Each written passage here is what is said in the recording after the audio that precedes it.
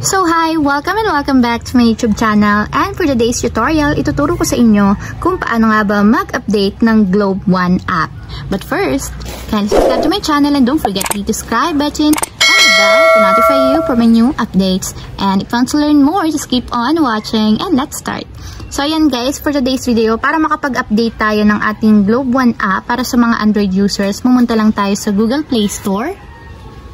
Then, dito sa Google Play Store, guys, pumunta lang tayo sa search bar. Then, isa-search natin dito is Globe One. So, ayan guys, ganito yung itsura ng application ng Globe One app. So, kung hindi pa updated, guys, yung application, ang lalabas dito is update. Pero kung updated na yan, guys, open na lang yung nakasulat. So, kung open, hindi nyo na kailangang i-update kasi updated na yung ginagamit niyo na application.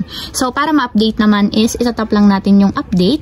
And wait lang natin hanggang sa matapos ma-install. So, ayan guys, after ma-update, i-tap lang natin yung open para directly mapunta tayo sa pinakang application.